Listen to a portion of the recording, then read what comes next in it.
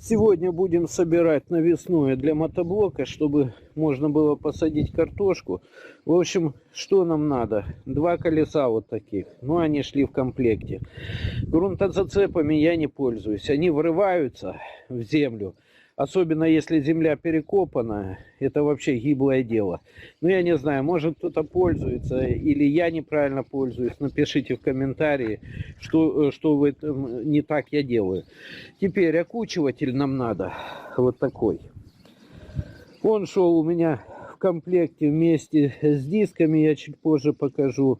Дальше. Вот эта вот сцепка. Она очень важна. Благодаря этой сцепке я буду регулировать угол наклона этого окучивателя, то есть глубину бороздки. Вот этот плоскорез, он нам сейчас не нужен, но в жизни он пригодится. Вообще я накупил столько этого навесного, и скажу так, большая часть мне не пригодилась. Самое основное — окучиватель, плоскорез, сцепка.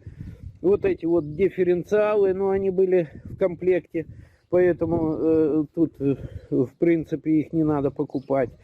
Дальше надо будет купить еще вот такие вот, чтобы они были меньше по размеру, чем родные. Это надо для того, чтобы уменьшить расстояние между колесами. И самое главное, надо купить два вот таких вот ключа на 16. В мотоблоке ДТЗ, да и в Кентавре все хорошо, но ключи нестандартные, и они там хилые какие-то в комплекте идут. Сейчас я поставлю дифференциалы, поставлю вот этот окучиватель вот сюда. И дальше продолжу. Ну давайте покажу, что у меня еще есть. Вот смотрите. Вот тут видно будет или нет. Вот эти гребаные диски. Отвалил, ну, скажем так, не маленькую сумму, но по факту они мне не пригодились вообще. Дальше. Вот эта вот картофелекопалка в таком виде, как она есть. Но она там сейчас спрятана под этими, под палками. Она тоже не пригодилась покуда. Но я не знаю, я хочу ее переделать. Где-то в той куче лежат грунтозацепы, я их уже второй сезон не достаю, один раз попробовал, и для меня этого хватило. Еще раз повторяю, если кто-то умеет ними пользоваться, напишите в комментарии, как это. Но они у меня постоянно врываются. Это у меня колеса я ставлю на мотоблок тогда, когда мотоблок подсоединяю к прицепу. То есть здесь удлиненная база, во-первых, и они тут помощнее. Ну, а сами колеса с десятки, размер на 14, это зимние колеса. Ну, можно поставить любые другие. Ну что, сейчас ставлю все на место и будем продолжать. Ну что, все собрали, вот это вот ерунду поставили. Я немножко подоткрутил, ну, в принципе, помню, как оно чуть-чуть было. Дальше поставил дифференциалы на колеса. Одно колесо я уже поставил. И теперь про приспособу. Держи. Она снимает. Смотрите. Для этого нужна вот такая вот палка. Можно чуть-чуть короче, можно чуть-чуть длиннее, но это вы сами должны по размеру подбирать. Чтобы снять фрезы, надо переклонить немножко мотоблок. Ну, я, в принципе, это и делаю. Вот так. Он не тяжелый. Кстати, осталось пол-литра как минимум. Ну, а теперь можно снимать этот мотоблок. Сейчас я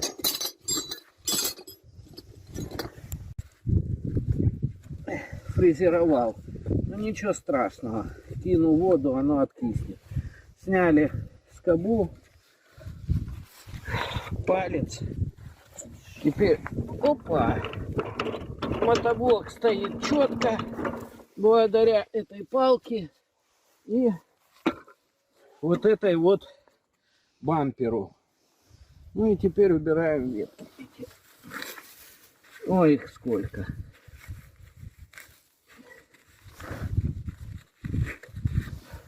Вот и вся приспособа. Дальше берем колесо.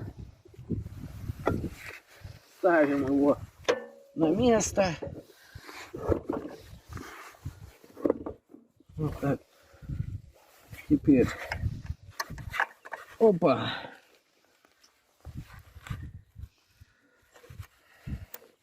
Вот и вся замена. А то там делают, что его наклоняют потом или еще что-то. Ну, я не знаю. В принципе, этого делать не надо. Так, теперь вторую сторону. Сейчас. Я ее надел. Но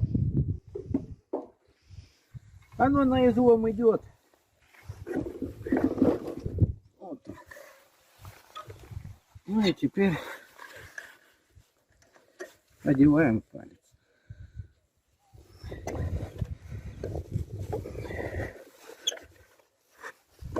Вот так. Все. Ставим все на место. Все очень просто. Ну и теперь еще одна приспособа. Вот эта стулочка. Она очень важна. Я сейчас делаю вот так. О, все. Мотоблок стоит. И теперь можно снять вот эту штуку. Берем отвертку. Убираем это в сторону. Так. Нам надо снять палец. Вот так. Все. Это тоже в сторону.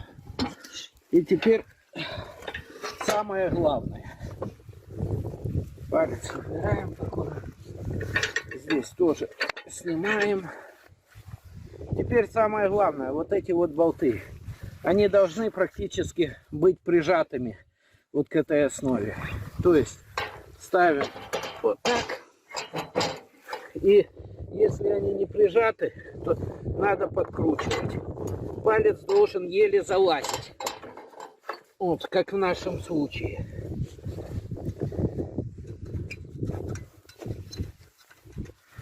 Я попадаю просто. Все, тут защелкнулось. Ну, на этом сборка закончена для копки. Ну, а здесь, вот смотри, вот тут, я уже подрегулирую на самом огороде. Сейчас развернусь и начнем копать канавы. Сделали один рядок, вот видим, прокопали. И раскинули картошку. Ну, тут есть еще один такой нюанс у нас. Очень много было у нас капустянки и личинки майского жука.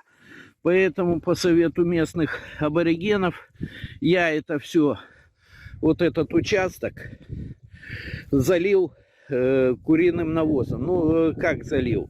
В общем, вот видим там вдалеке ванная. В нее насыпал пол ванной куриного помета.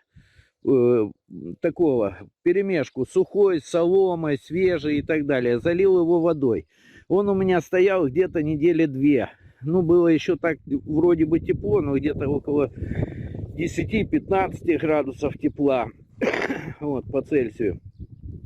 Потом, то, что там было, я разводил где-то 1 к 3. И полил вот этот вот весь огород. Ну, не весь огород, а вот именно вот этот участок.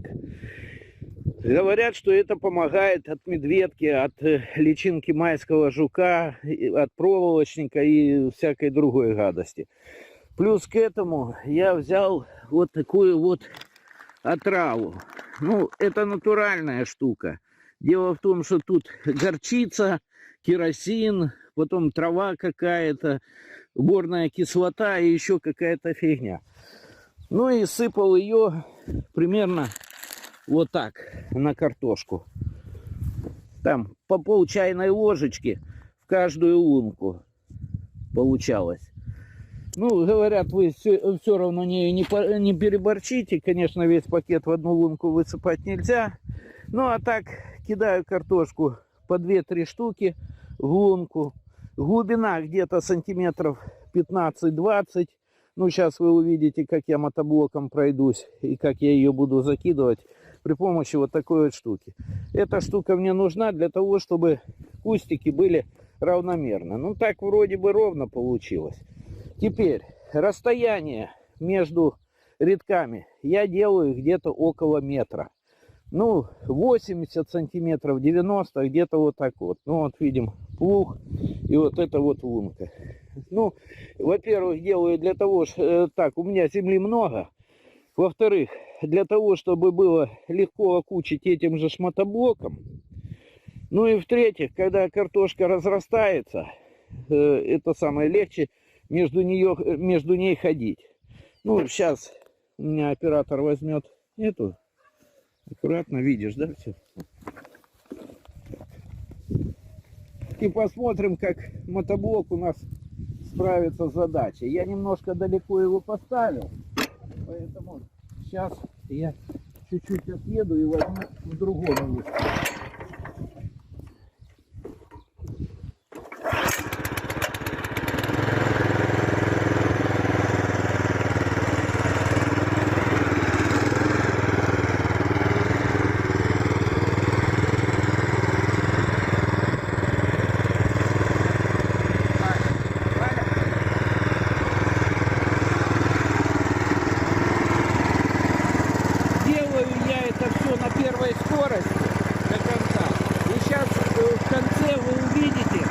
Работают дифференциалы, там на колесах.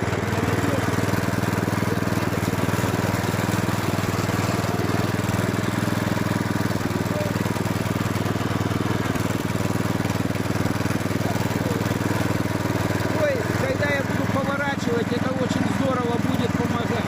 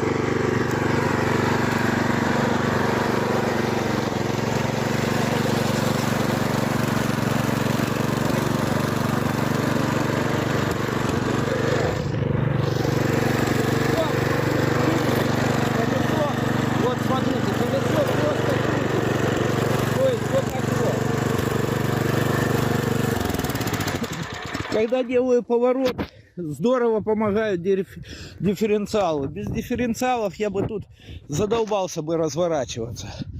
Ну, сейчас раскидаю картошку, сделаю паузу.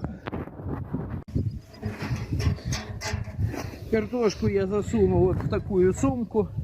Картошка не сильно крупная, тут семенная специальная, ее очень много.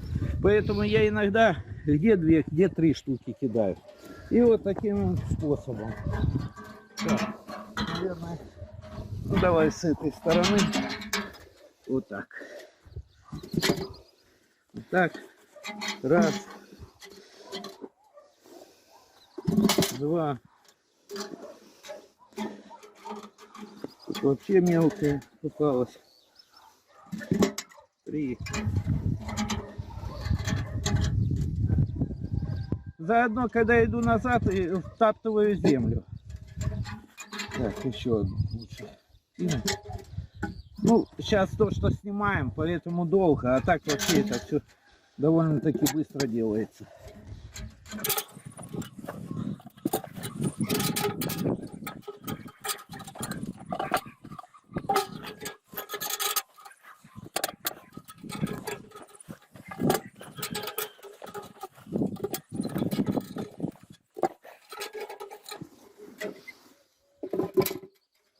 В общем, что попадает в руку, то и бросаю, в принципе.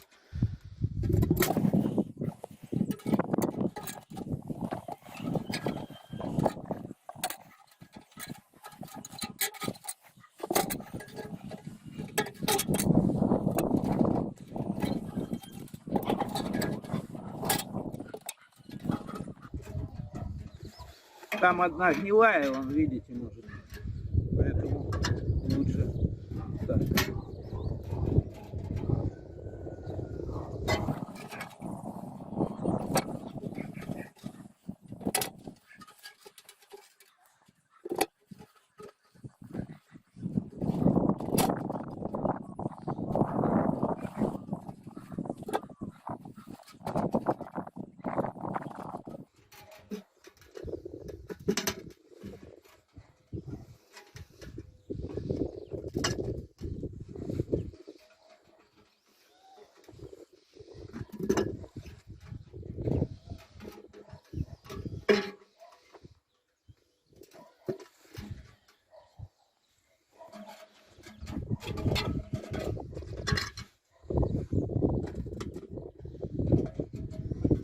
Вот так примерно все. И теперь это все я сейчас забросаю отравой. Иди сюда, Маша. Там не топчись.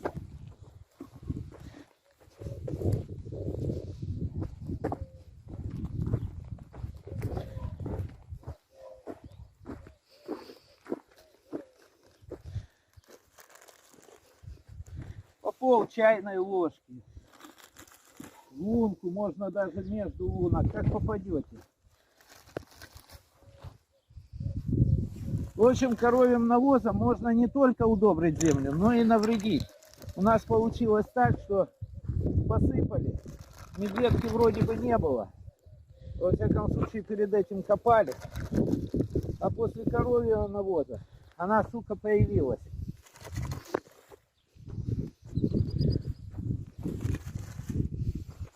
И появился проволочник.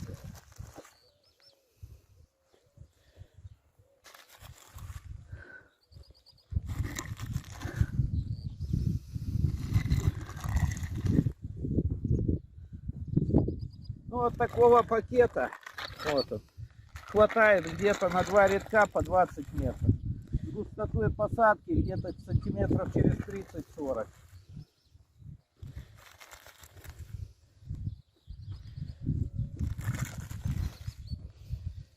Лучше ходить по самой канавке,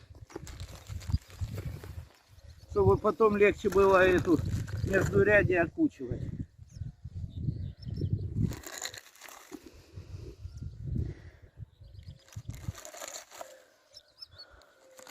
Хорошо, вот этой гадости много купил. Ну и дальше надо засыпать, да и все. В принципе, на этом все. Засыпаю обычно вот таким вот способом, самым примитивным.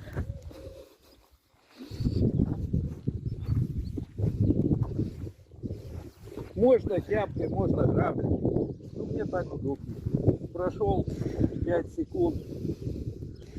Земля рыхлая, земля хорошая.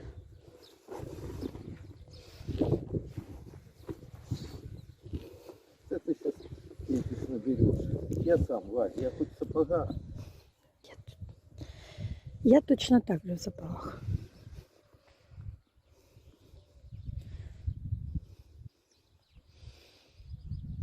Ты с одной стороны, потом с другой? Да.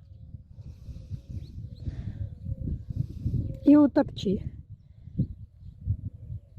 Не, утаптывать не надо. Вообще-то надо. Не знаю. Зато я знаю. Земля должна плотно прилегать к растению, которое собирается расти. Да? Ну тогда пойду вот так.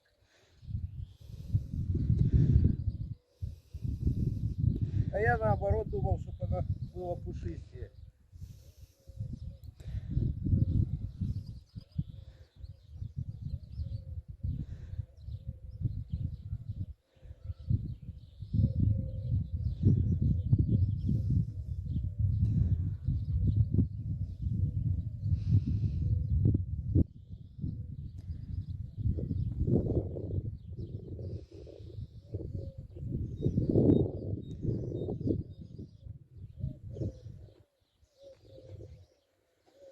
Ну, как оператор сказал, надо и утаптывать. Не совсем, не в асфальт же Это вон, как я притоптать. сделал. Нормально. Все, вот теперь точно все. закончил я нашу посадку картофеля. Тут сейчас солнце светит, блин, фиг что видно. В общем, оператор на меня обиделся, мы с ним разошлись в мнениях. Сказала, что такие холмики делать нельзя, их надо граблями разравнивать. Я ей сказал, ты у тестя уже сделала в прошлом году, вернее, они там сделали.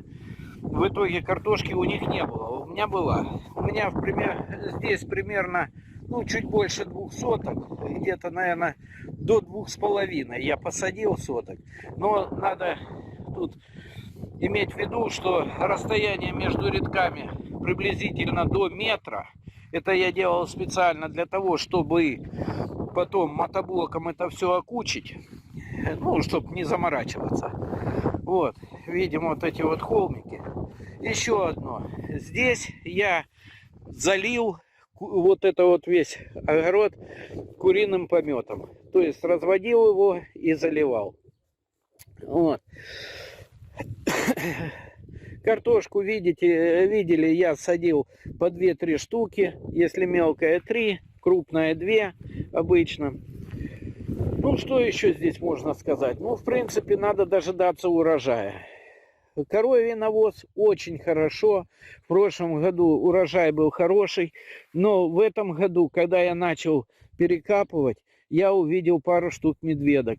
Так что с коровьим навозом тут надо быть аккуратнее, чтобы не занести эту гадость на огород. Потом мы ее хрен отсюда вытравим. Вот. Ну а с хрущом, с этим майским жуком долбаным, будем бороться. На этом покуда все. Будем ждать урожай. В принципе, всем пока, до новых встреч. А, да, еще.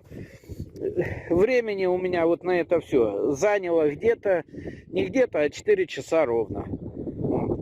Это я делал все сам, без оператора. Я вообще не люблю, когда на мой огород кто-то лезет. Ну, теперь все. Всем пока, до новых встреч.